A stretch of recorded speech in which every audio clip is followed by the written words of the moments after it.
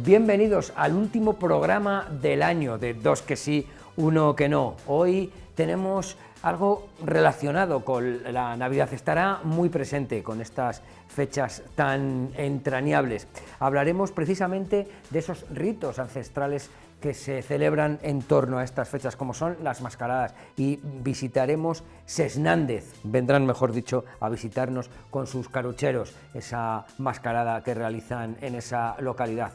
Hablaremos también de algo tan relacionado con estas fechas como son los cuentos, y nos visitará Esmeralda, que también nos contará algo de esa tradición oral, sobre todo la alistana.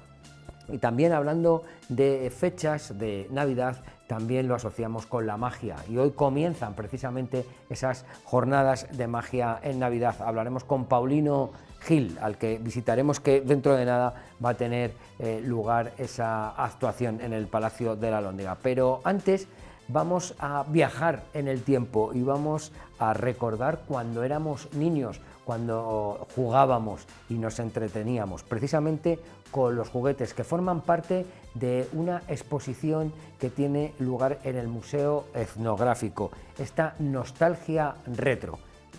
Nos acercamos para vivirlo de cerca.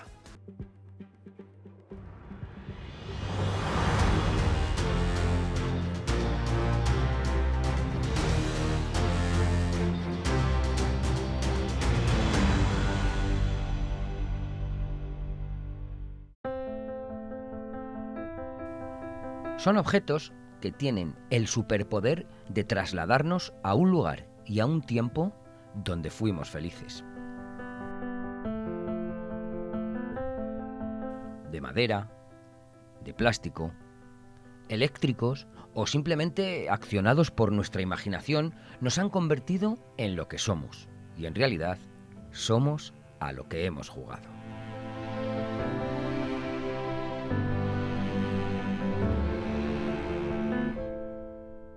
Bienvenidos a Nostalgia Retro, los juguetes de los 60, 70 y 80.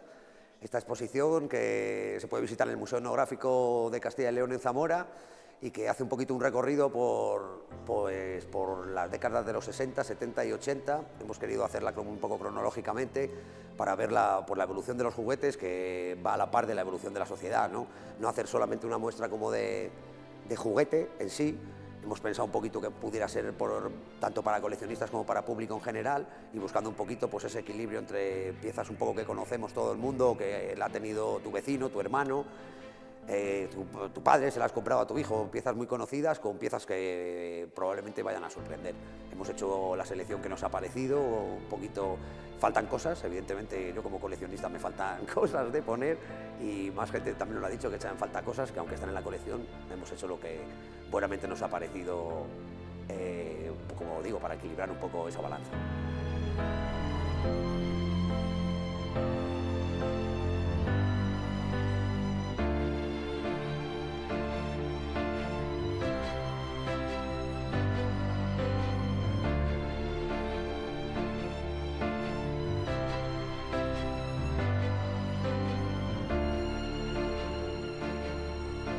Soy coleccionista desde antes de saberlo, ¿no? Muchas veces, algunas de las piezas que hay en esta colección, pues he jugado yo mismo con ellas, ¿no? Otras son heredadas.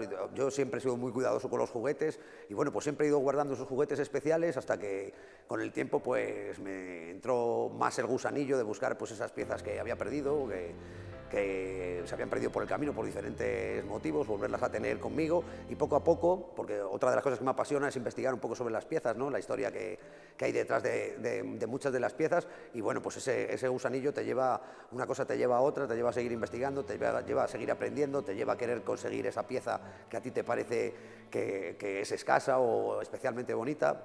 Eso es el mundo del coleccionismo, imagino que como en otros sectores del coleccionismo.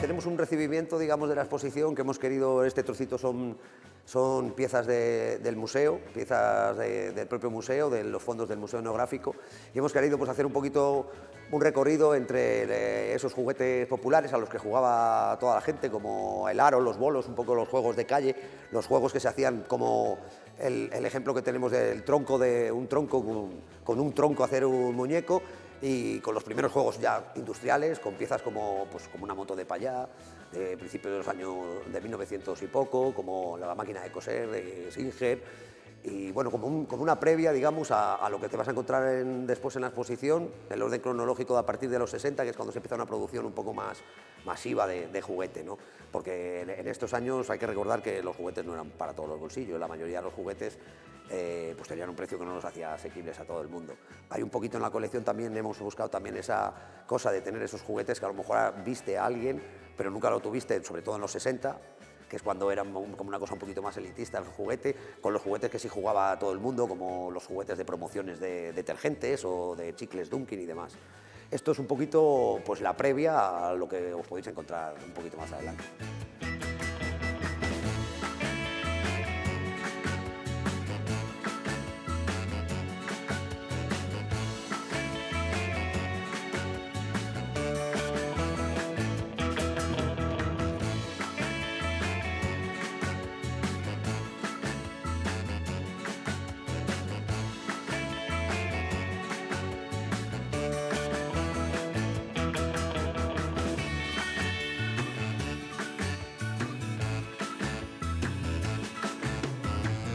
Bueno, pues aquí empieza la exposición, que como decíamos está en un orden un poco cronológico e intentando contextualizar algunos momentos históricos importantes de España en el mundo con algunos de los juguetes. Como decíamos aquí, pues se puede ver un poquito juguetes, un poco de lo que decíamos de élite, que no era al alcance de todo el mundo, como al principio tenemos el futbolín ese electromagnético, que prácticamente costaba lo que el salario mínimo, que por esos años fue el primer, cuando se instauró el salario mínimo, y prácticamente era el precio del futbolín, con lo que puede hacer una idea de quién podía tener ese futbolín. Y luego un poquito también una pequeña selección de juegos educativos, que después de los años 30 y el parón de la guerra civil y demás, en los años 60, se empezó a tener otra vez esa pasión por juegos que educaran, como la vida de las plantas, pequeños laboratorios de química y demás. Y bueno, unas cuantas piezas curiosas, como el primer pinball de Airgam, no sé, tenemos el montaje de camiones de Hyper, todo juguetes pues con una calidad y un diseño. A mí, por ejemplo, soy un apasionado del diseño también y de las ilustraciones, y unas ilustraciones pues brutales. Pues sorprende mucho a la gente mayor que está viendo la exposición y sorprende muchísimo a los niños. Luego también en esta parte, en cada parte hemos querido tener una selección un poquito más amplia, en la que hay desde objetos de kiosco a pequeños objetos, álbumes de cromos, barajas de cartas, un poquito ahí sí que probablemente todo que la vean van a recordar algún objeto que le va a llamar la atención para decir, ese yo lo tuve.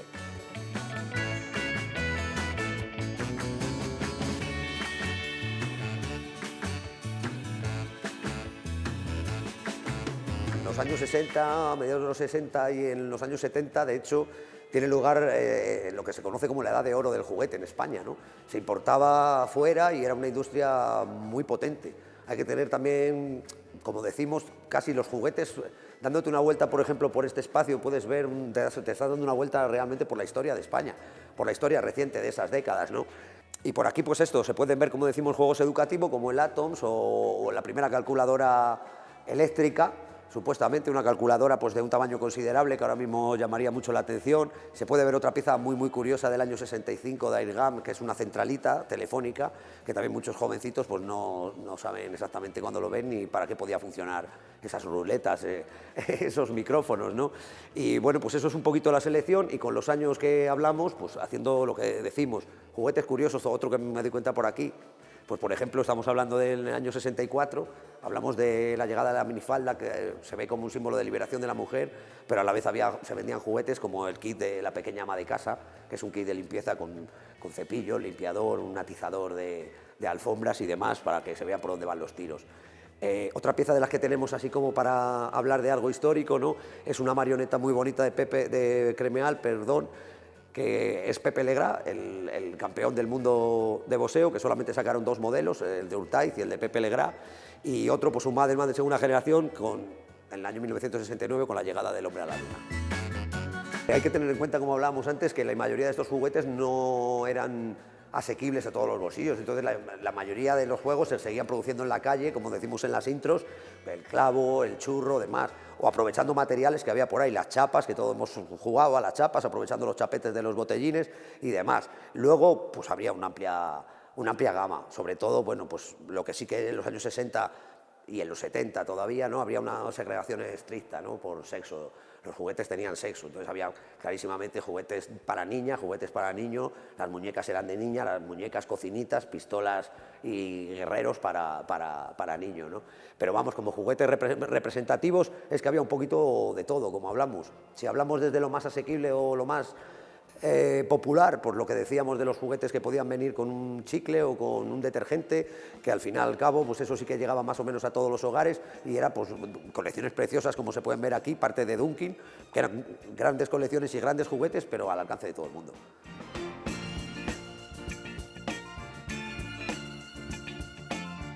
Siguiendo el orden cronológico, llegamos a la década de los 70, ¿no? En la que sí que se produce algún cambio. Nosotros hacemos unas pequeñas introducciones en cada década.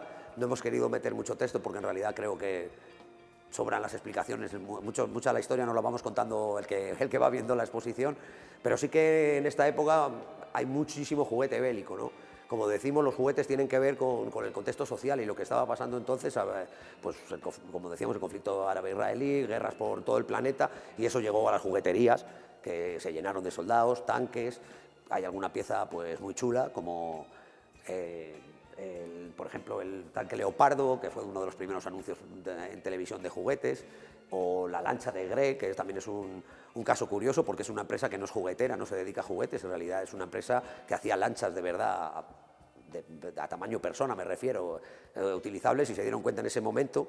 También nos sirve para pensar el boom de la venta de juguetes, lo que supuso que hasta empresas que no se dedicaban a ellos vieron ahí el filón, ¿no? Y adaptaron su infraestructura para hacer las mismas que hacían en grande, pero en pequeño, para que les sirvieran pues, para los Argan Boys, para los Kids, para los pequeños muñecos de acción, porque ellos nunca tuvieron muñecos, no eran una juguetera.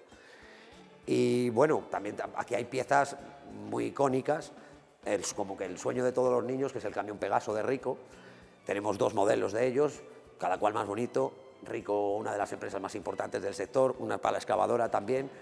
Y bueno, como decimos, como tenemos un poquito de lo que a lo mejor era solo para unos niños y lo que podía ser para todos, pues también hay una reproducción de los soldados de plástico, hay de Hepsan, de Reamsa y también sin ser de los conocidos, mezclados, haciendo una batalla de esas batallas que hacíamos en los pasillos y en los barrios, ¿no? Entre todos. Luego también hemos querido en esta época hacer un pequeño paréntesis para el cómic, ¿no? Aunque no es exactamente un juguete, sí que nos parecía una cosa muy importante dentro del mundo que estábamos hablando, y casi es algo que va ligado íntimamente a los propios juguetes, los superhéroes y superhéroes nacionales, internacionales, y bueno, con algunas piezas curiosas, como algún número 1 de alguna serie de Vértice, por ejemplo, o algún ejemplar de Superman bastante difícil de conseguir también, y bueno, pues ese guiño a los cómics, y otro guiño también a las muñecas, que no podían faltar, al lado de una foto preciosa que nos ha cedido el Museo Valencià del Joguet. Pues hay una selección de muñecas también de los 60 y de los 70, con esas muñecas tan detalladas, con esa ropa que parece de verdad y demás.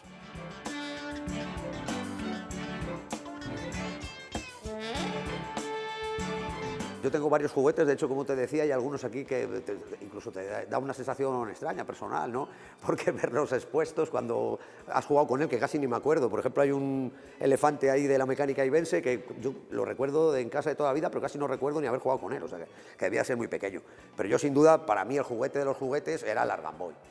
En el de Argan Boys tengo una extensa colección, aquí sí que solo hemos puesto alguna pieza para hacer un guiño para que estuvieran presentes en la muestra, pero los Argan Boys, yo era feliz con Argan Boys.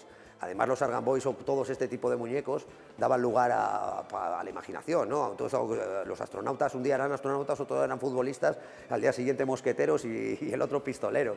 Y como grandes batallas con los Argan Boys. Y los Argan Boys me siguen gustando, me sigue pareciendo el muñeco por excelencia de aquí, made in Spain.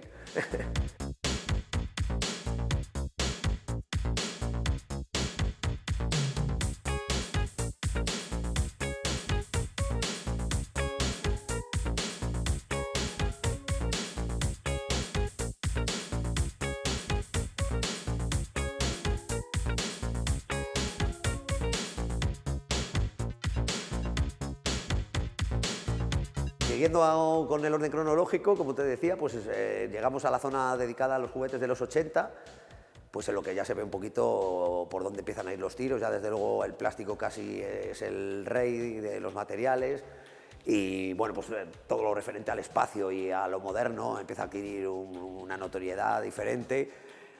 Empiezan a aparecer también las primeras máquinas que simulaban ser como los arcades, pero no todavía sé, como hay alguna aquí, como los marcianitos de Juguetes Gracia, por ejemplo, que bueno, pues simulaba ser una máquina de arcade, pero era un juguete electromecánico todavía, no tenía nada de lo que simulaba ser.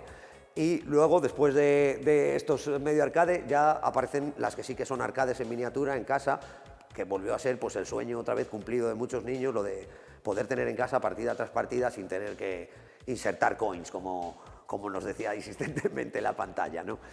Luego, bueno, la colección y la propia exposición la damos casi por finalizada a finales de los 80. Yo mi colección también la doy, colecciono objetos hasta esa época, porque interpretamos que pues, ahí las formas de juego tal y como las teníamos entendidas, como que se empiezan a acabar un poco, queda un poco anecdótico ya los juguetes mecánicos o muñecos o demás. Y la acabamos de hecho con la aparición de la Nintendo NES, otro de los sueños de los hijos de los que soñamos con el camión Pegaso, pues los hijos soñaban con la Nintendo NES, que prometió que iba a cambiar la forma de jugar, y de hecho lo consiguió y cambió las formas de ocio para siempre, ¿no? La pantalla, la importancia de las pantallas, desde luego, ahí empiezan los 80. Por ejemplo, aquí tenemos también otra consola muy curiosa de un poco antes de la NES, la Telefeber. También es una consola, vamos, bastante escasa de encontrar en funcionamiento también. Y después queremos hacer un poco un homenaje, nos vamos hacia la zona audiovisual, donde, como te comentaba, se están proyectando pues vídeos del canal que llevo en YouTube, que @juguete antiguo, lo puede buscar quien quiera, y que son vídeos cortos, que profundizamos un poquito sobre algunas piezas o sobre anécdotas sobre esa pieza y demás. Y bueno, pues para acabar un poquito como acabamos con lo audiovisual, pues hay una selección del cine en casa, desde un Nick de los años 30 pues al Cinesin, el Cinemax, de esos cines que, pues como hablábamos, ¿no? que parecía magia, que no tenían horario como en la televisión, que entonces teníamos un canal y medio, porque la 2 no emitía continuamente tampoco, y era un lujo también, como decíamos, poder ver tus dibujos cuando quisieras.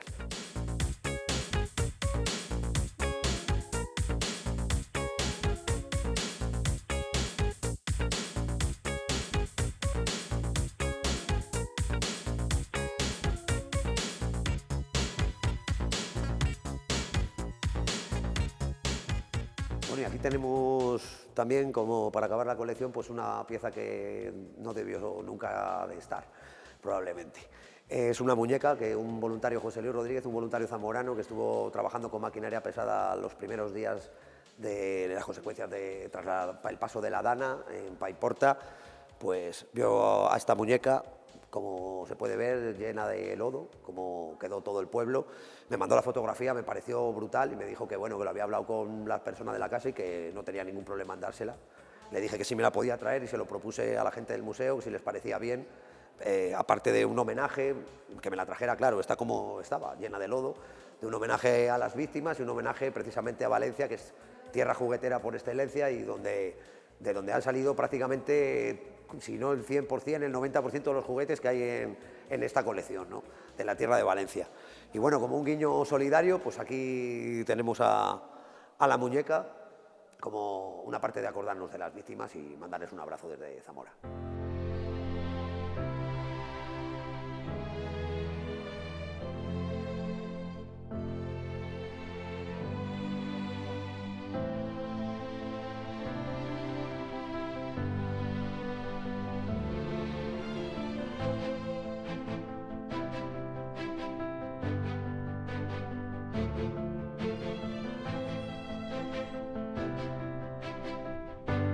Los juguetes tienen memoria y nuestra memoria también a veces asocia, en este caso juguetes, que debería de ser de la época más feliz de cualquier niño, ¿no? Asocia mucho un juguete con un momento determinado, con una persona determinada, con un ambiente determinado. Y esto, pues tanto en las visitas de autor como en las visitas que hace libres la gente, pues lo estoy viendo que le pasa a todo el mundo. O sea, la sensación de casi de volver a jugar, ¿no? De sentirte otra vez, pues no sé, salir con 20 años menos de la sala.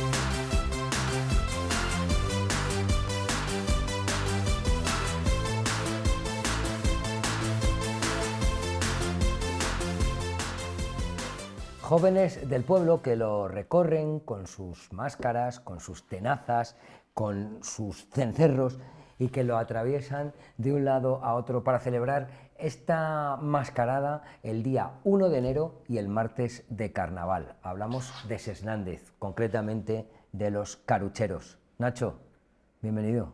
Encantado de estar aquí con vosotros. Oye, la verdad es que es una gozada, es algo que de lo que solemos hablar en estas fechas, ¿no? Es algo típico de nuestras fechas y es una gozada, que es a lo que me refería, el que haya gente que lo haya recuperado y que haya hecho esa labor de recuperación y haber conseguido lo que se ha conseguido en Sesnández, ¿no? Pues sí, la labor de recuperar las cosas, las tradiciones del pueblo y más este tipo de festividades de las mascaradas es algo que considero que es importante. Y luego contribuye a mantener el sentimiento de comunidad que hay siempre en los pueblos y que yo creo que es algo que no se puede dejar perder tampoco. Es interesantísimo lo que has dicho, ¿no? Ese sentimiento de comunidad, ¿no? De pertenencia y esos ritos ancestrales también. Ritos ancestrales que la verdad es que en la provincia de Zamora se conservan bastantes y precisamente en la zona de Aliste, donde está Sesnández, quizás a lo mejor un poco porque fue una zona que tardó un poco más en modernizarse, llevó un ritmo distinto en los cambios económicos, pues parece que se han conservado más las mascaradas, que bueno, que están presentes en distintos puntos de la provincia, no solo en Sesnández. Oye, ¿cómo es la mascarada de Sesnández? Bueno, pues la mascarada de los carucheros en Sesnández es una mascarada que aglutina, sobre todo ahora para la celebración que tenemos el día de Año Nuevo, a bastantes participantes, a bastante gente que se viste de carucheros. Sobre todo lo que más nos gusta y nos resulta más atractivo es que son muchos pues, niños los que deciden también participar y les resulta atractiva la mascarada. Y bueno, nosotros nos reunimos, por ejemplo, empezamos a las 5 de la tarde, es cuando salimos a desfilar, y antes pues nos reunimos todos, nos equipamos, nos ayudamos los unos a los otros a colocarnos los trajes, las máscaras, a sujetarnos los cinturones con las cencerras, y luego a partir de las 5 de la tarde pues salimos a recorrer las calles del pueblo, a hacer trastadas y meter ruido y pedir el aguinaldo, porque los vecinos también colaboran y bueno, pues siempre te aportan algo a la celebración que tenemos después de la mascarada. La verdad es que es lo que te iba a decir, ¿no? Es una de las, bueno, pues de las actividades que se hacen, esa petición de aguinaldo. Sí, cada uno colabora pues con lo que mejor puede. Hay quien a lo mejor pues te entrega alguna vianda, algún chorizo, otros te entregan pues dinero, alguno te aporta una botella de vino y como luego se celebra una merienda en la que todos los asistentes están invitados, pues allí disfrutamos del aguinaldo que nos han dado. Oye, ¿quiénes pueden participar en los carucheros de Sesnández? Los carucheros de Sesnández están abiertos a todos los que sean de Sesnández, todo el que tenga raíces en el pueblo, que viva en Madrid o en el País Vasco o en otros lugares, porque la emigración en los pueblos pues, fue algo que fue un fenómeno común en todos. Todo el que tenga raíces en Sesnández está invitado a participar. Estamos viendo imágenes de estos carucheros que la verdad es que son muy vistosos, como son las mascaradas con distintos elementos en común. Pero, ¿qué diferencia los carucheros de Sesnández de otras mascaradas? Los carucheros de Sesnández yo creo que tienen un elemento que lo diferencia del resto de mascaradas, que es el uso de las carracas. Unas carracas grandes que llevamos, que son, vamos a decir, el elemento que con su ruido atronador pues anuncia la llegada y el paso de los carucheros por las calles de la localidad. Es el elemento más distintivo. Quizá eso, el sonido, ¿no? También, el ruido, ¿no? el ruido, sí, es hacer ruido, tanto con las carracas, ¿no? Como con las cencerras. Sí, porque luego aparte tenemos las tenazas con las que pues, nos dedicamos a garrotar a la gente y a sujetar a la gente que está viendo la mascarada.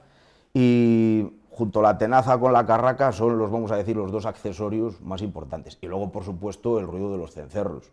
El ruido del cencerro yo creo que también es un elemento que está vinculado a lo que es la vida de los pueblos. Al fin y al cabo estamos hablando de pueblos que la actividad ha sido siempre la agricultura y la ganadería. La ganadería junto con la agricultura son los dos sostenes de la economía de las localidades.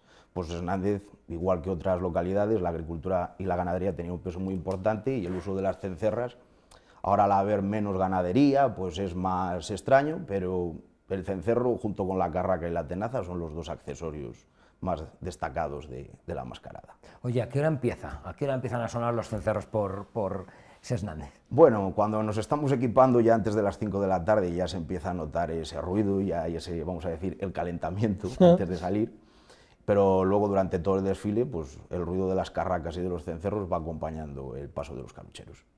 Habéis hecho una labor importantísima de recuperación, lo comentábamos cuando iniciábamos la entrevista.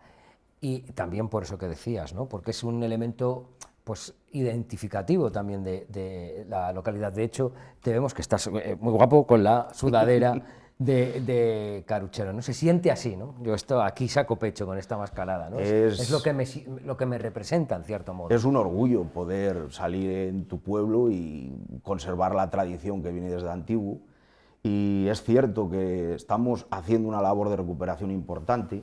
Ya desde los años, la mascarada nunca llegó a perderse, pero que volviera a tener participación y vamos a decir que se convirtiera en una fiesta grande para la localidad, tenemos que agradecérselo desde los años 2000 a Carlos Ferrero, que desafortunadamente pues ya no está con nosotros, pero fue el que nos animó a recuperar la mascarada con el ímpetu que tiene ahora mismo y a volver a organizarnos. También gracias a él pues tenemos que decir que entramos en contacto con otras mascaradas y entramos dentro de la federación de las mascaradas que hay en Zamora, que es Mascaraza, que hace una labor muy importante por coordinarnos a todos.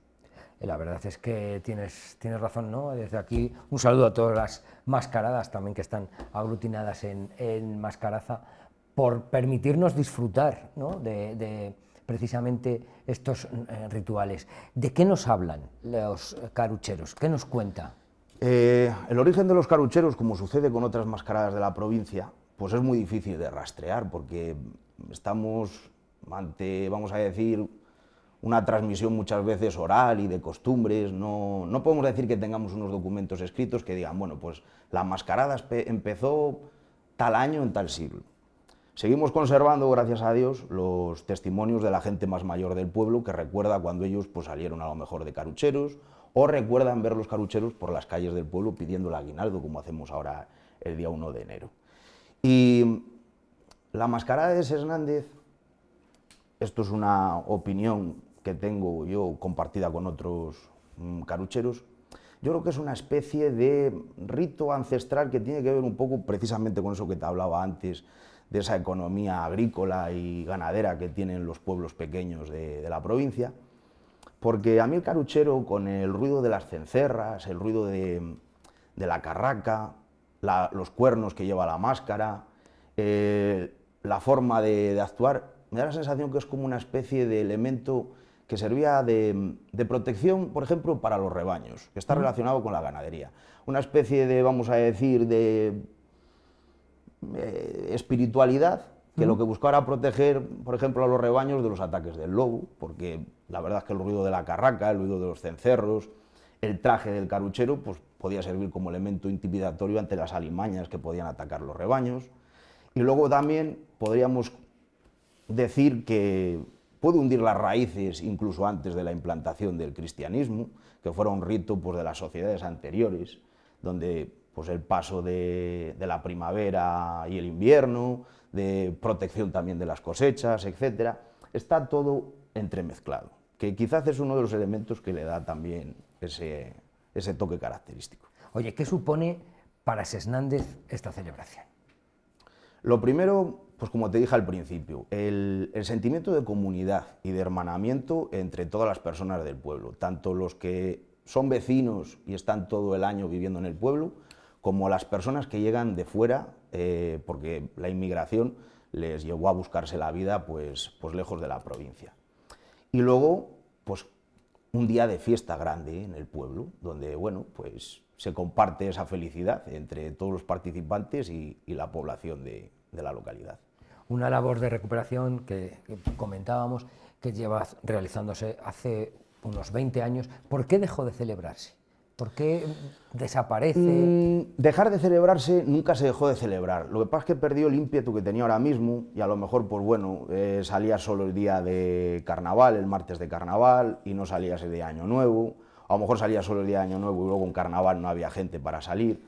Y yo creo que el elemento principal es la falta de gente joven en los pueblos. La falta de gente joven en los pueblos, que obliga a que te traslades a la ciudad a vivir, es lo que más ha afectado a que las mascaradas, en este caso la de los carucheros, se debilitasen. Pero ahora mismo podemos estar muy contentos de que la inmensa mayoría de la juventud que hay en el pueblo participa en la mascarada, y eso es lo que garantiza a futuro que se conserve y se siga celebrando. ¿Cómo surge esa idea de recuperarla? La idea de recuperarla es un poco que se seguía teniendo el recuerdo de la mascarada, y todos más o menos en casa conservábamos pues, cencerras, alguna tenaza, algún traje de caruchero, y esa idea de recuperar surge también porque, aparte de conservar algunos de los elementos, estábamos viendo que había otras localidades que le estaban dando impulso, y nosotros dijimos, si nosotros tenemos ahí los elementos, lo que tenemos que hacer es organizarnos, colaborar y volver a poner la mascarada donde le corresponde estar. Demuestra que también es un pueblo que está unido, Sesnández. Sí, demuestra que entre los vecinos y la gente que está fuera del pueblo, pues hay deseo de colaborar y de hacer cosas en comunidad. Y ese es el espíritu también como de esas mascaradas, ¿no? Porque se junta todo el pueblo para verlas, para participar. ¿Cómo participa la gente del pueblo, en este caso en los carucheros? La participación es disfrazándose de caruchero directamente, que esa es la contribución más importante. Luego, por supuesto, el público asistente, que es lo que anima a la celebración de la mascarada. Y luego pues la gente que está detrás, que muchas veces es la labor que menos se ve, pero es la más agradecida. Los que te ayudan a reparar un traje, el que te ayuda a preparar un cinturón con cencerras, el que a lo mejor te consigue pues, los elementos de los cuernos para colocar en las tenazas o en una de las máscaras. También quien te ayuda a reparar o el que fabrica una de las carracas, porque como te digo es uno de los elementos principales. Y luego también la gente que, mientras nosotros estamos desfilando, pues está preparando la merienda que luego vamos a tener, que muchas veces es una tarea que nadie se fija, pero al terminar, que tengas allí la posibilidad de tomarte, vamos a hacer un pequeño aperitivo y tomarte un refresco, pues anima también. ¿Y cuántas personas forman, o sea, son las que desfilan? Porque, bueno, hemos visto personajes, lo que decía. El año pasado, creo recordar, contando a los niños más pequeños, que son los que también alegran la mascarada, seríamos casi unas 30 personas. Desfilando. Desfilando, sí. Y luego, pues por ejemplo, en imágenes que estáis poniendo, que a lo mejor son viajes que hemos hecho a Portugal, a Benposta, a Braganza, o la mascarada en la que desfilamos aquí en Zamora, en el desfile de las mascaradas de Zamora, pues a lo mejor éramos 18 personas, 12, ese es el número en el que nos vamos oscilando.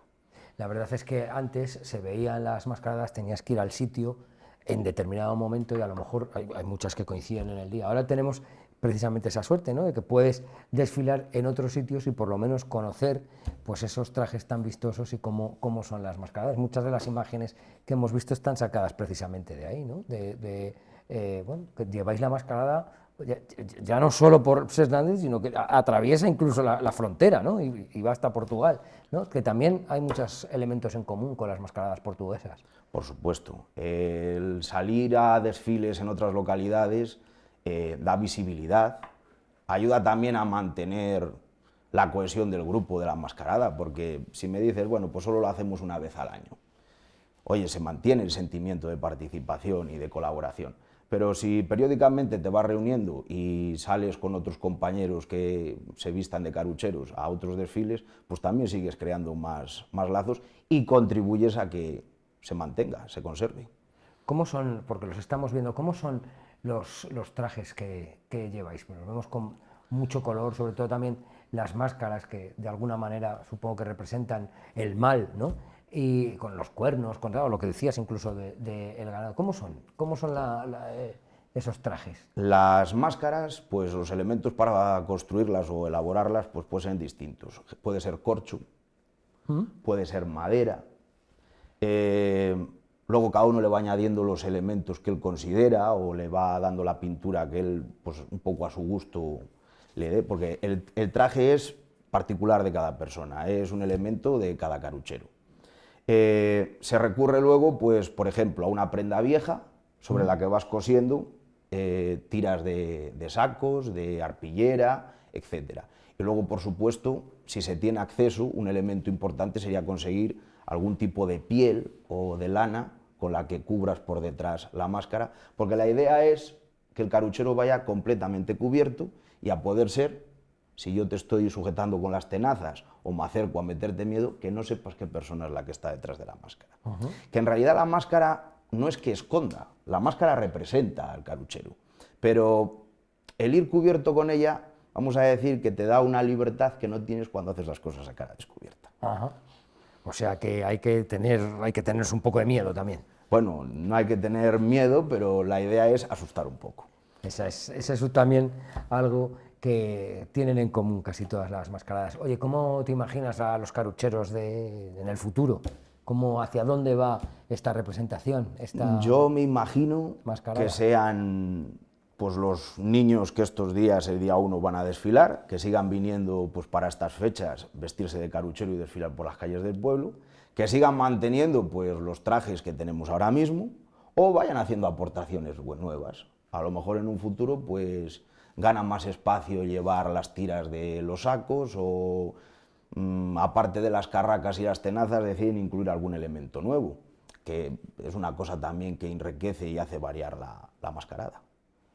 Nacho, pues muchísimas gracias. Es un placer hablar de algo tan importante como son nuestras mascaradas, algo que hunde bueno, pues su representación en la tradición que nos representa a todos y que, como has dicho, también forma parte de la identidad, en este caso, de Ses Nández con los carucheros. Que vaya muy bien, que desfiléis muy bien, me imagino el día antes las uvas y a descansar, que luego al día siguiente hay que pasarse todo el día corriendo. Correcto, al día siguiente hay que desfilar. Hay que desfilar y hay que hacerlo bien, con lo cual la Nochevieja es lo de menos, ¿no? Lo importante son los carucheros. Así es. Pues nada, un abrazo, da recuerdos por ahí por Ses Nández, que es una tierra muy grande, una tierra muy bonita. Ses Nández, un pueblo de amor, que yo oí desde siempre, así que la gente de Ses Nández lleva, vamos, su pueblo es algo importantísimo y lo lleva como escudo, así que da recuerdos por allí. Por supuesto. Gracias a vosotros. Gracias a ti, Nacho. Nos vemos y seguimos con dos que sí, uno que no. Ahora vamos a la actualidad municipal.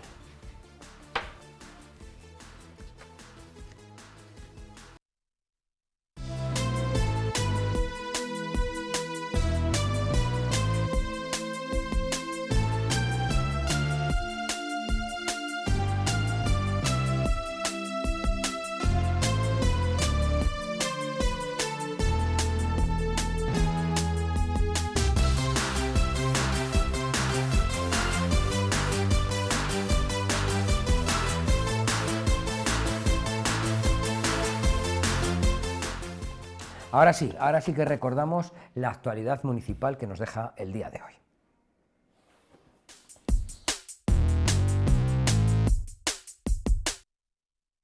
A día de hoy el personal técnico del Ayuntamiento está trabajando en el proyecto de renovación del Parque de Vistalegre, para el cual ya contamos con partida presupuestaria, y en este caso lo más interesante de este proyecto es la conexión, como ya hemos comentado, insisto, de la parte inferior, el acceso a ese parque desde la calle Segovia, con el acceso a una gran zona jardinada a la que se accede por el Alto de los Curas, pues configurando de esa manera un gran entorno continuo, precisamente en uno de los barrios que mayor población joven tiene de toda la ciudad, ¿no? Además va a ser muy interesante porque lo vamos a conectar con una pasarela peatonal que conectará esa parte baja con la parte superior, y bueno, pues luego evidentemente el proyecto contemplará la incorporación de nuevo arbolado, nuevos elementos de juego, es decir, bueno, otro parque que creo que va a quedar realmente bien. Era Pablo Novo, el concejal de Obras del Ayuntamiento de Zamora, hablando de la finalización de las obras de este parque que ven, el Parque de las Viñas. Un parque que ha concluido hoy esas obras y desde hoy precisamente luce ese bonito aspecto. Un parque de gran tamaño que tiene una tirolina también de gran tamaño, 2 casas con toboganes, un balancín y juegos gigantes tradicionales como el 3 en raya. Un proyecto que ha tenido un presupuesto cercano a los 70.000 euros y que ha contado con la aportación de los niños del Colegio de las Viñas, que son los que han ayudado a elegir los elementos. También hay una fuente con agua potable, ya que uno de los objetivos del equipo de gobierno es que estas fuentes estén en todos los parques de Zamora. Se trabaja ya en la próxima mejora, que será la del Parque de Vistalegre. Y seguimos con este programa que hace un guiño a la Navidad, y algo tan navideño como es contar un cuento es de lo que vamos a hablar ahora, precisamente con una narradora y con una recordadora de cuentos. Así, de esa manera tan bonita, se define ella. Esmeralda, bienvenida. Gracias, buenas tardes, Rafa. Oye, me encanta eso de recordadora de cuentos, ¿no? Para que no se pierda ese espíritu de las abuelas contándonos los cuentos también en estas fechas navideñas. Así es, porque la tradición oral, fíjate, venís de los carrucheros ahora, la tradición oral es tan efímera que si no hay alguien que recuerde y vuelva a contar, se pierde. Oye, ¿de qué nos hablan los cuentos? No sé si, supongo que sí, hay varios temas en común, pero ¿de qué nos suelen hablar? Pues mira, los cuentos nos hablan de nosotros mismos, porque los cuentos hablan de la vida y de la muerte que forma parte de la vida. Sobre todo la tradición oral, que es lo que a mí me gusta contar y lo que suelo llevar en mis espectáculos, pues a cada persona, a cada ser humano le traen un mensaje diferente. El mismo cuento puede contarte algo diferente a ti, Rafa, que a mí, porque estamos en momentos vitales diferentes, tenemos experiencias y expectativas diferentes en la vida, y esa es también la magia de los cuentos y lo que hace que perduren a lo largo de los siglos y de los milenios. Y cuentos e historias que se han contado en muchas partes del mundo. Así es, fíjate, antes de ayer creo que fue que había una presentación de La doncella guerrera en la biblioteca, y que es un romance contado y cantado a lo largo de todo el mundo, y recordaban al personaje de Mulan, que Disney como que lo ha acercado a la población actual, pero realmente es el mismo arquetipo en distintas sociedades, en distintas comunidades. Hablan de lo mismo, el mismo cuento se puede contar de muchas maneras diferentes. Oye, y según esa manera que lo cuentes, ¿es para mayores o para pequeños? ¿O hay que siempre tener, no sé, siempre asociarlo a cuando en tu infancia te contaban cuentos? ¿Hay que poner siempre oídos de niño para escuchar un cuento aunque sea para adultos? No, tienes que estar, para escuchar tienes que estar en presencia. Es decir, estar para recibir, igual que para contar. O sea, no puedes contar bien un cuento si no sabes escuchar, si tú no recibes. Pero lo que sí que es verdad que hay cuentos que por su estructura, por el lenguaje, eso es lo que diferencia un cuento para adulto a un cuento para niños, el tipo de lenguaje que utilizas, el que lo hagas más largo o más corto, ese tipo de cosas. Y después, claro, yo por ejemplo cuento una Caperucita para adultos que no se me ocurriría contarle a niños de 4 años, y es el mismo cuento, pero claro, los matices, el contenido del cuento sí que cambia. ¿Cómo son los cuentos de Navidad?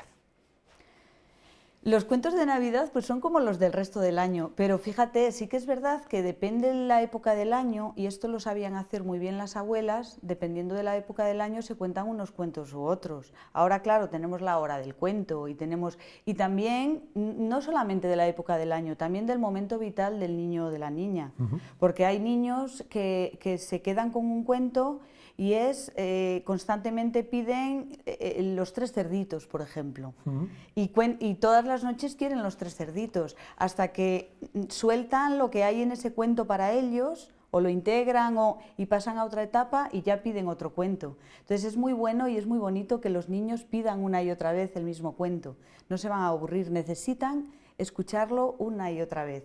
Y sí que es verdad que yo, por ejemplo, en Maleta de Cuentos, que es uno de los espectáculos que llevo, van cuentos metidos dentro de la maleta, pues los voy variando también un poco en función, más que de la Navidad, de la época del año, porque la Navidad realmente es algo súper nuevo, que tiene 2000 años, menos de 2000 años, porque entre que nació Jesús, que se hizo la Navidad, que todas estas cosas, pero lo que son todos los ritos de esta época del año son mucho o sea, son anteriores, y lo que sucede en esta época del año, que es que las semillas se van a dormir, los días ahora empiezan a alargar, todo esto que está sucediendo en la naturaleza, que a veces cuando vivimos, tenemos la suerte de que vivimos en Zamora, que es una ciudad pequeña o un pueblo grande, pero quien vive en una ciudad súper grande, estos cambios a lo mejor no los recibe tanto como yo, por ejemplo, que vivo en San Vitero, que es un pueblo y ves hasta qué aves hay en distintos meses y en distintas épocas del año. Entonces, acercar también el momento vital en el que estamos, en el que está la naturaleza, a los niños y a las niñas es importante. Oye, en todo caso, son cuentos que nos siguen emocionando, que nos siguen sorprendiendo, ¿no? Claro, pero es por eso, porque hablan de nosotros, por eso nos sorprenden, por eso nos emocionan, porque hablan de las cosas vitales de la vida, de crecer, del abandono, todos tenemos miedo a que nos abandonen, incluso cuando eres mayor y estás a puntito de marcharte a donde sea que vayas. La vida es ese aliento que sucede entre el momento de nacer, que es una muerte también, y el momento en que te vas. Y en eso nos asemejamos todos, ricos, pobres, de la nacionalidad que seamos. El ser humano creemos que somos súper especiales, pero realmente somos bastante básicos. Esmeralda, ¿qué te llevó a ti a dedicarte a contar o a recordar cuentos? Pues fíjate... Aunque escuchándote hablar, que da gusto, me imagino que la base de la narración la tenías, o esas ganas de contar historias, ¿no? A ver, yo desde pequeña siempre he estado muy vinculada al mundo del teatro, de la interpretación. Ya de pequeña en mi pueblo, en Abejera, teníamos una compañía de teatro con mi hermana, que era la directora, yo era la que hacía los guiones y, ¿sabes? Desde pequeña siempre me gustó actuar. Después estudié magisterio, hice también teatro con niños pequeños, siempre he estado vinculada ¿sabes? Hacía teatro mientras estudiaba magisterio. Y en la asociación de mi pueblo, como éramos pobres, pues todas las Navidades, fíjate, además empecé contando en Navidad. Todos los años en Navidad organizábamos un cuentacuentos, que era yo, y las señoras de la asociación hacían un chocolate, terminábamos el cuentacuentos tomándonos el chocolate. Y yo realmente, o sea, anduve por el mundo y nunca me planteé dedicarme profesionalmente a ello. Sí que en un momento alguien se acercó en estas contadas que hacíamos así en la asociación de mi pueblo, y ¿no te dedicas profesionalmente? Y alguna vez que me invitaban a ir a un colegio o tal, ¿y no te dedicas profesionalmente? Pues no. Y llegó la pandemia, porque yo antes de la pandemia me dedicaba a hacer artesanía, que lo sigo haciendo, trabajo con lana, y también por eso mi emprendimiento es Lana y Candil, porque es lo que se cuenta a la luz del candil, en esos hilandares, todo viene de ahí, pero viene está hilado. como el hilado, y además es que la narración, la escritura, todas estas nomenclaturas se utiliza, o sea, está muy vinculado, hilar, narrar, el hilo argumental, o sea, todo está vinculado una cosa a la otra. Y llegó la pandemia y nos encerró en casa, y esto ya lo he contado aquí en Telezamora, y surgió la oportunidad de profesionalizarme, justamente cuando todos estaban encerrados. Entonces, para mí fue un momento de mucho aprendizaje, porque tuve la suerte, entre comillas, de que los narradores profesionales estaban encerrados en sus casas y hacían formación online. Entonces empecé a hacer formación online, después también las bibliotecas pedían formato online, que me tuve que aprender a grabarme, a generar espectáculo, y fue un año de mucho aprendizaje. Y después de esto, pues he ido perfilando mis espectáculos, y ahora tengo 2 espectáculos de adultos, que es Lana y Lobas y Contar para contar, que es con el que voy el día 28 a Moveros, que lo estrené este año en Rabanales. Detrás del frontón de Rabanales hay una imagen de una abuela, que es la tía Felisa, y yo llevaba, desde que empecé a contar como narradora profesional, siempre que pasaba por ahí, decía, algún día voy a contar frente al rostro de la tía Felisa, porque para mí simboliza a todas las abuelas alistanas, a todas nuestras abuelas, esa mirada de resiliencia, de mujer que lo da todo, de también como somos las mujeres alistanas, que primero somos precavidas, pero después te dan todo lo que tienen. Qué bonito, además es que es algo para dar a conocer, algo para contar, así que me imagino que ese habrá sido un momento muy, muy especial para ti. Muy especial, porque además contar para contar, para mí es también, bueno, viene de mi abuela era recordadora, también de ahí viene el recordadora. Mi abuela, la de Ferreruela, era una recordadora, y creo que es la persona que más cuentos me ha contado. Solo la conocí hasta los 8 años, pero siempre andaba con ella, y a los velatorios, a todos los sitios me llevaba con ella y me contaba. Y ella de pequeña fue recordadora, que yo he descubierto la figura de la recordadora cuando he empezado a narrar y me he empezado a formar. Eran esas mujeres que iban cuando se hacían las comedias en distintos pueblos y eso, no había para pagar la entrada para todo el mundo, y a veces, aunque fuese gratis, en pleno verano tenías mucha faena que hacer, entonces no te podías ir al Osacio o al otro pueblo, entonces mandaban a María, que era mi abuela. Y mi abuela María iba y traía en la mente todo lo que allí había sucedido. Entonces, en la cocina de casa se lo contaba a todas. ¡Qué bueno! Y yo he descubierto que esta imagen no era solamente mi abuela, muchas mujeres hacían esto. Entonces, contar para contar es contar para salir de las cocinas y podernos poner también en el ojo público, las mujeres alistanas. Porque siempre hemos sido las que hemos preservado, por ejemplo, en Abejera y en Río Frío, los cantares de los ciegos, eran las mujeres las que los preservaban. Los cantares de la iglesia son las mujeres las que los guardan y los conservan, aunque después no se pongan, no den un paso al frente y no se pongan en el ojo público, porque nos cuesta exponernos.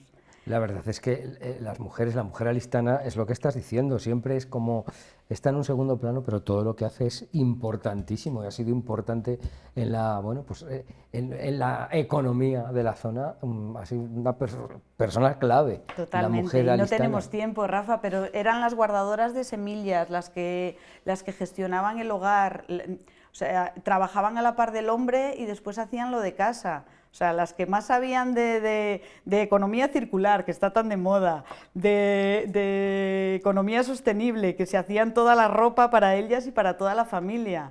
Tela con las mujeres alistanas. Qué alegría que les hagas ese homenaje a través de algo tan bonito como es contar una historia, contar un cuento, o esa figura de recordadora que me ha encantado. pero una recordadora que también es esa labor que haces, pero que también tienes tus propios cuentos. También creas tu cuento, una creadora. Sí, pues fíjate, tengo uno que me dice Paco, el alfarero de Moveros. ¿Sí? Dice, esto lo tienes que escribir, Esmeralda, porque te lo vas a robar. Tengo uno que habla sobre la historia de la alfarería. Y tengo un espectáculo que ahí son todo cuentos míos. Sabes que trabajo también en el en la Casa de los Carochos de Río Frío. Trabajo a demanda, quien quiera ir a verla, yo voy, con gusto se la enseño. Es la casa donde duermen los carochos durante el año y ahí estoy. Y hace, creo que fue 2 años, la Asociación Amanecer de Aliste me encargó un espectáculo de cuentos sobre los carochos. Y claro, cuentos sobre los carochos. Pues entonces empecé a ideé un espectáculo y mira, si quieres te cuento Encantado. Así, brevísimamente. No hace falta que sea breve, tú hazlo tranquilamente. El primero de los cuentos que habla de un rapá que se llamaba Carqueiso. Bueno, en realidad se llamaba Pedro, pero nadie lo llamaba Pedro, lo llamaban Carqueiso todo el mundo, pues porque había nacido en la primavera, su madre era pastora y se puso de parto y se alivió entre unas carqueisas. ¿Sabes lo que son las carqueisas? Son unos matorrales que alimentan muy bien la hoguera y el horno. Y bueno, como se había aliviado allí entre las carqueisas, pues Carqueiso le pusieron y Carqueiso quedó a Pedro. Y Carqueiso nació entre las ovejas y las cabras y entre las ovejas vivió.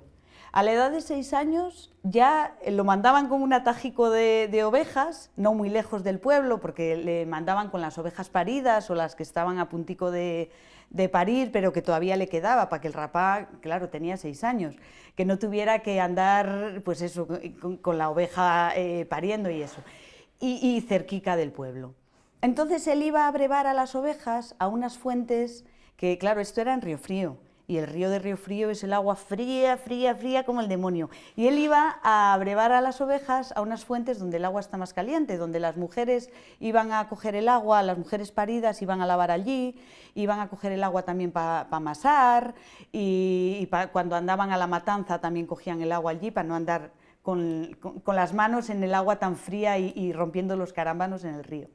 Pero a Carqueiso le había dicho su abuelo, puedes ir a brevar, pero has de tener cuidado porque hay muchas burgas al pie de las fuentes, que no se te metan las ovejas en las burgas. Las burgas son lo que los rapaces conocen como las arenas movedizas y así. Y claro, en las burgas suele crecer la hierba muy fresca, muy verde, pero hay que saber distinguir qué tipo de vegetación crece en la burga para no meterte y no quedarte ahí con los pies metidos. Y esto Carqueiso claro que lo sabía, pero se despistó un momento y oye, la oveja riblanca, que era una corderica que tendría 6 meses o así, pues se le metió allí en una burga. Hoy de mí, Carqueiso, unos sudores. Intentó sacarla, intentó agarrarla, pero él sabía que si se metía ya no iba a poder salir. Así que hizo por sacarla y dijo, y ya se vio por perdido, dijo, la cordera se me ahoga, ya verás cuando llega a casa mi abuelo, que me dijo que no las dejara acercar a las burgas. Cuando en esto empezó a escuchar como un tintineo como de otro ganado. Y él sabía que normalmente por allí, por las fuentes, los otros ganaderos no solían andar. Además, él conocía muy bien todos los cencerros de las ovejas del pueblo. Y no le sonaban, aquellas cencerras no le sonaban a los ganados del pueblo. Dijo, uy, qué raro.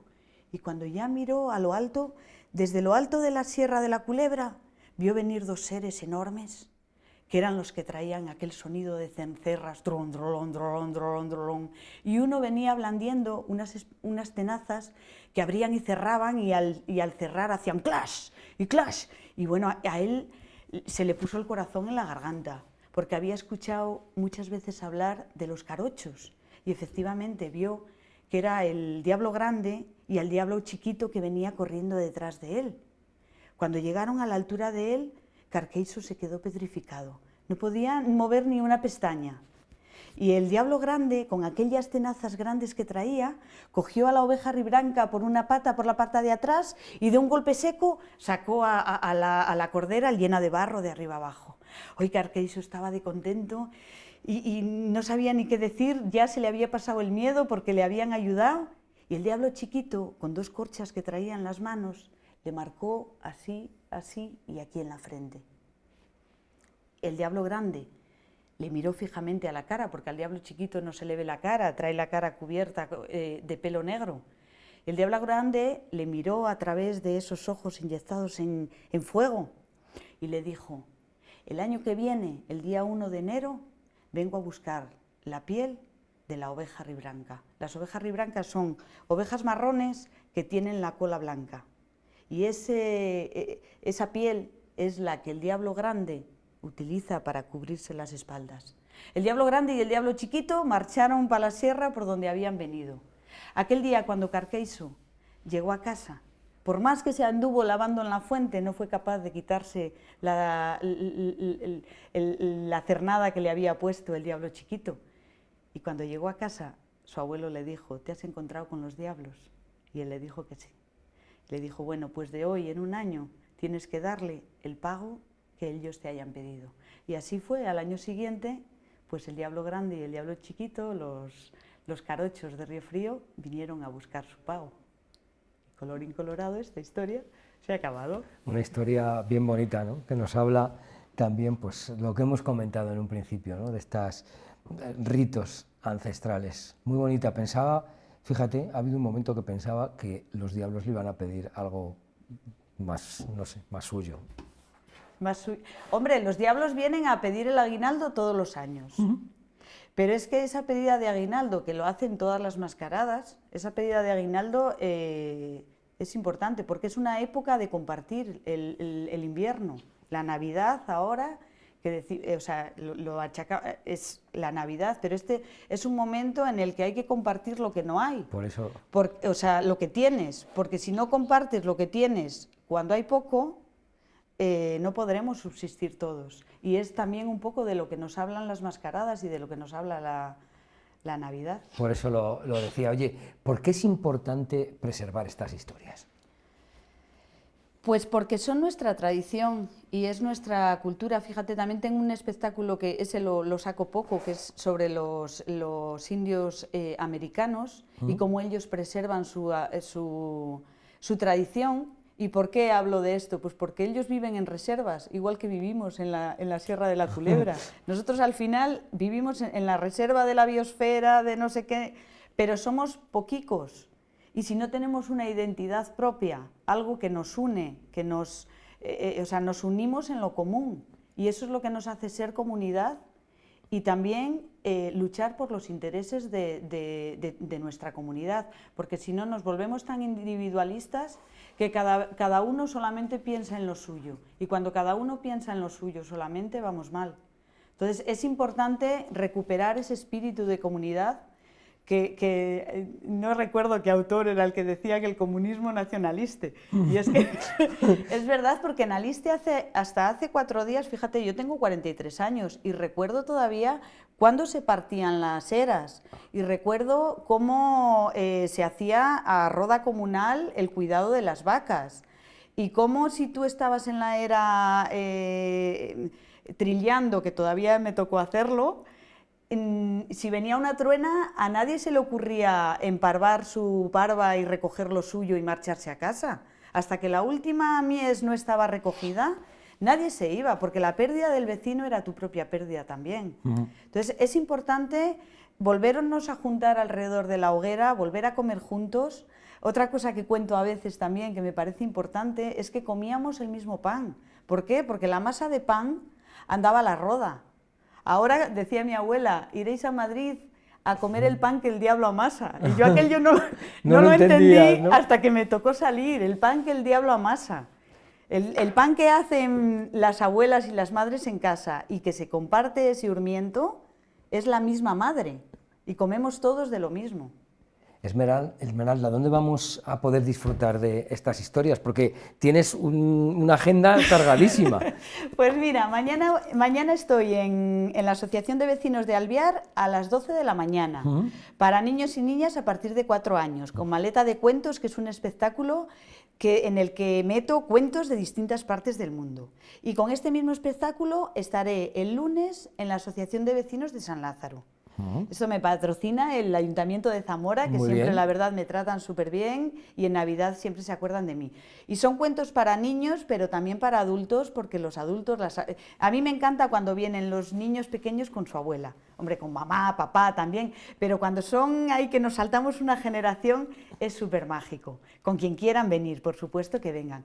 Y después, el día 28, voy a estar en el mercado de Abastos, que pues, la asociación del mercado de Abastos ha contado conmigo, y además me han dicho que os diga que después de los cuentos hay chocolate, que a Pues mí ya está. cuando después Ya de está. los cuentos hay chocolate, eso me encanta, porque está. terminar una contada con chocolate es genial. Y ese mismo día por la tarde estaré para adultos en Moveros, con Contar para Contar. Qué bien, vamos, que tienes unas navidades... Sí, y ya termino el año súper bien. Qué bien. Oye, un placer conocerte, un placer escucharte y a seguir disfrutando y haciendo disfrutar a todos los que te escuchemos. Así que tengas un feliz año Igualmente. y que vaya todo muy bien. Muchísimas gracias por invitarme, que para mí siempre es un placer venir. Gracias a ti. Nosotros continuamos y seguiremos hablando de magia en la Navidad.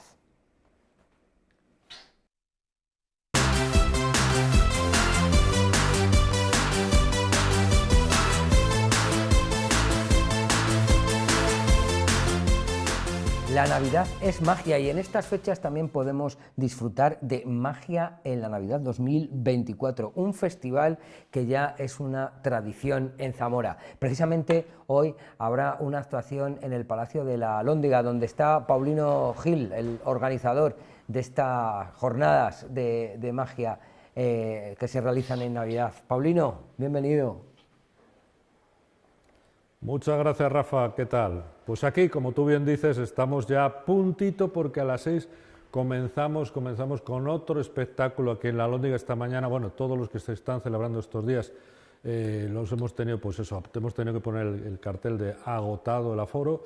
Y como tú bien decías, pues Magia en Navidad lleva siendo un clásico que recorre no solamente Zamora capital, sino toda su provincia y es de manos, obviamente, de las Jornadas Internacionales de Magia de Zamora, que es ni más ni menos que la extensión de la 31 edición, que se dice pronto, amigo, 31 años ininterrumpidos en Zamora de esta experiencia pionera a nivel internacional, que trae consigo pues Magia en Navidad, que cada día su programa es más extenso y además tenéis estos programas por muchos lugares, por muchos sitios de Zamora, y si no, en la página web de las jornadas lo podéis descargar y ahí lo tenéis para el deleite vuestro y para decir, oye, pues mira, hoy voy a ver esto, mañana voy a ver esto otro, tal. De aquí, desde hoy mismo, hasta el día 4 de enero, tenemos todo lleno de magia, todo Zamora.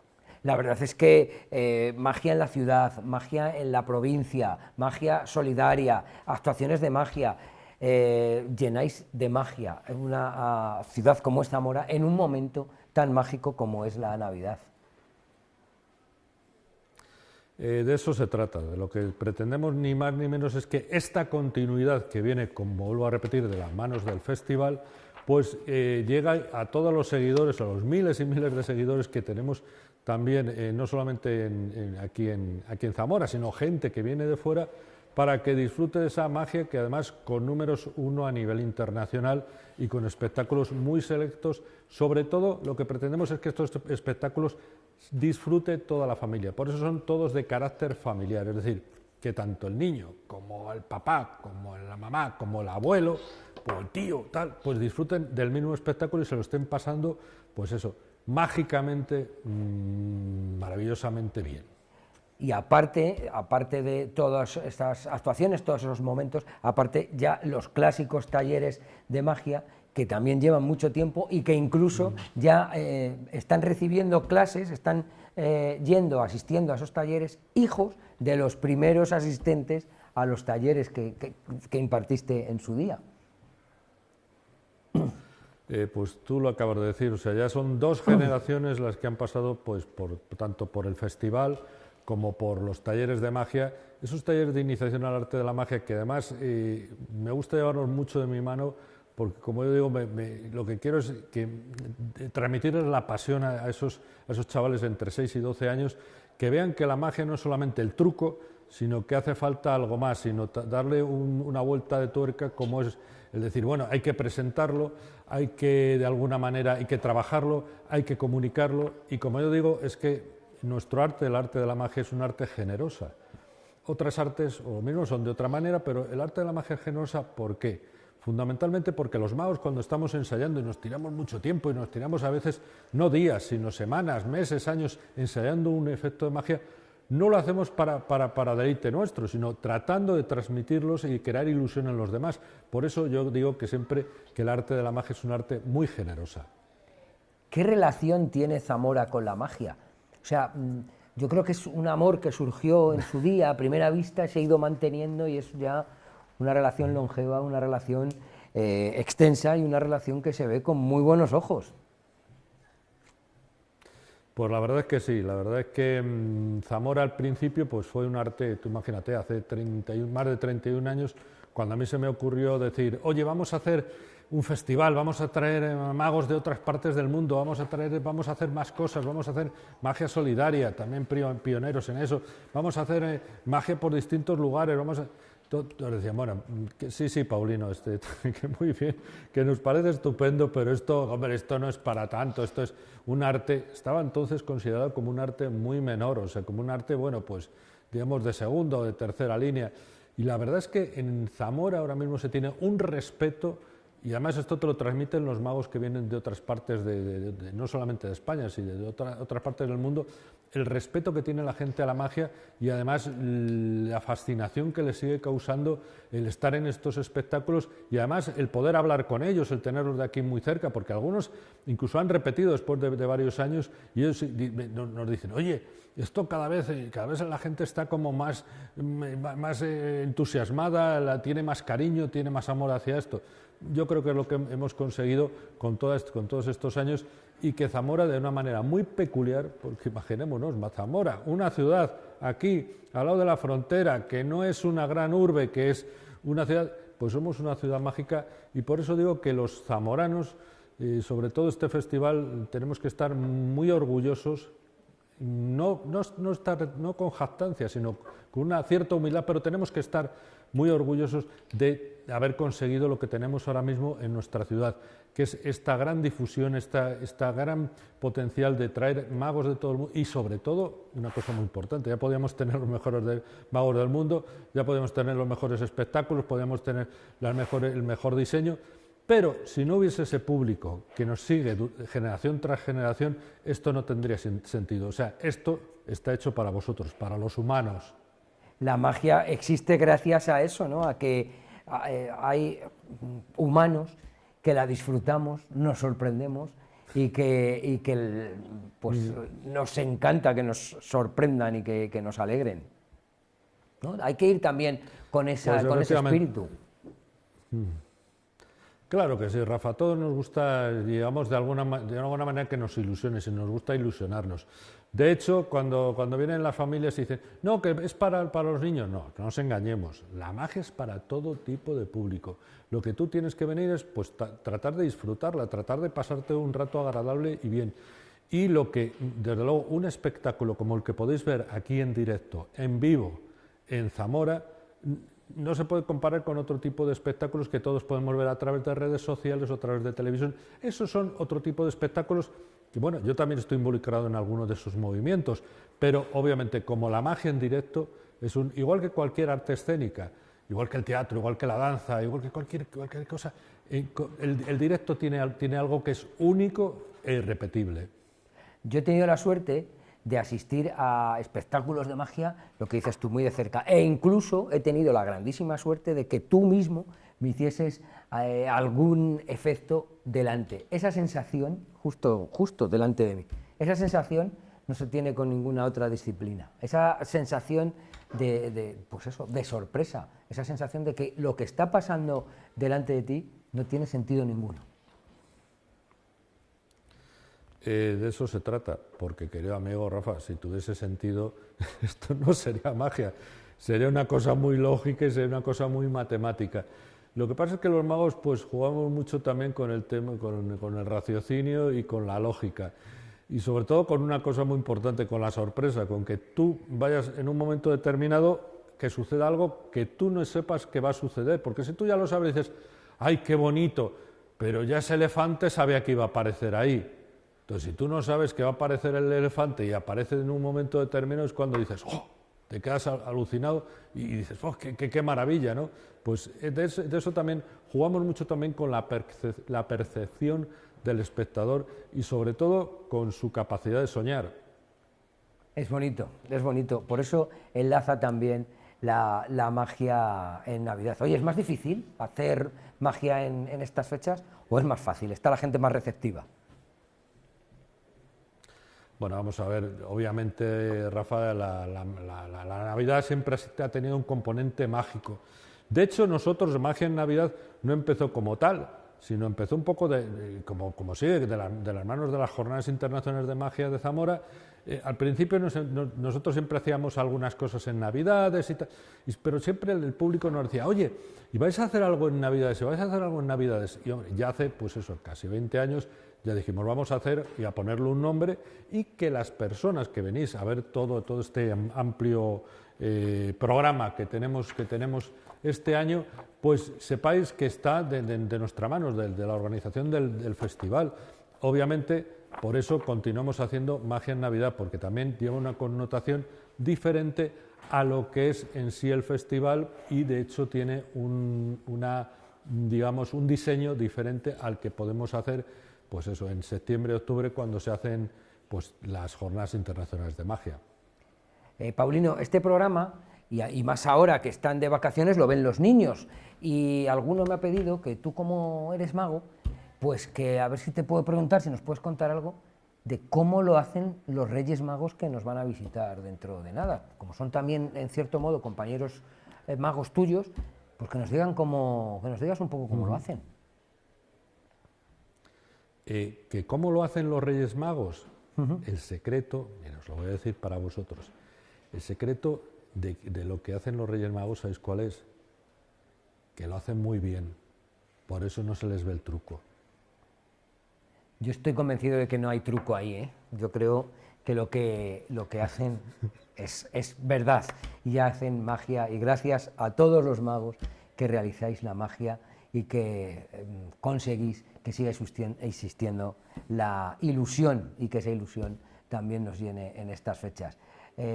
Paulino, feliz Navidad, felices fiestas, feliz año y que tengas, pues eso, un 2025 muy mágico. Pues felices Navidades a todos y nada más, un gran deseo mío y del Festival, de las Jornadas Internacionales de Magia de Zamora, que es que todas vuestras ilusiones en el año 2025 se transformen mágicamente en realidad. Y nos seguimos viendo durante todo este año porque si os adelanto que en el 2025 no solamente ya tenemos las fechas en octubre y también en Navidad, sino que va a haber alguna sorpresa durante unos cuantos meses, ya veréis alguna sorpresa más, tal y como hicimos el otro año la Maratón de Magia de Cerca, va a haber algunas cositas más.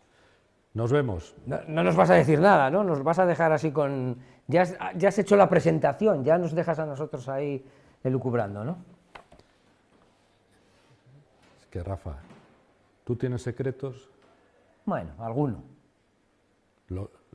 Los magos también. Muy bien, me parece bien, nos quedamos así a la expectativa. Muchísimas gracias, Paulino, que vaya todo muy bien, que estoy seguro de que así será. Un abrazo, hasta luego. Nos vemos. Nos vemos. Gracias a vosotros. Continuamos en Dos que sí, uno que no. Y después de este momento de pausa para poder bueno, pues relajarnos y estirar un poco las piernas, vamos a ponernos más navideños y vamos a entrar en un bloque más centrado en lo que son las fechas de la Navidad, en las fechas en las que estamos. Continuamos en Dos que sí, uno que no.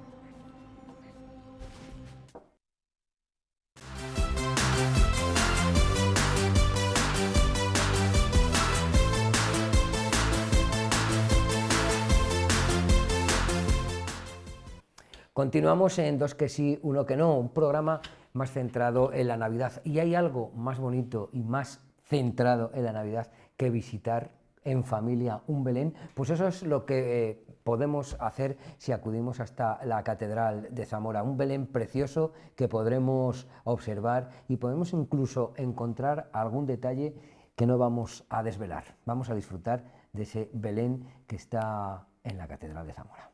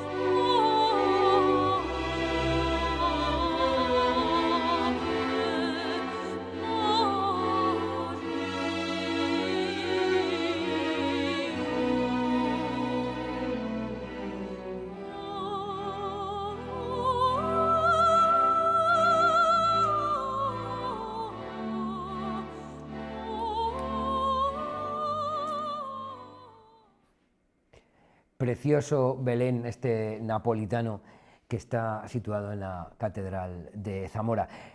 Llegamos ya al final del programa, un programa que ha pretendido hacer un guiño a estas fechas en las que estamos, estas fechas de Navidad, que a veces se nos va la cabeza y decimos incluso que estamos en Semana Santa. Perdonen en un principio porque habrá gente incluso que habrá dicho hemos avanzado en el tiempo. No era mi intención. Y la mejor manera para despedir este programa es que yo me calle, por supuesto, y dar paso a un villancico que de alguna manera pues representa ese espíritu que tenemos en estas fechas. En este caso, un villancico que nos viene del sur, un villancico flamenco con el que nos despedimos deseándoles un próspero año nuevo, que tengan una muy buena Nochevieja y que disfruten de este próximo año que comienza en nada. Nosotros volvemos ya con el primer programa del año el jueves 2 de enero. Hasta entonces, felices fiestas y feliz 2025.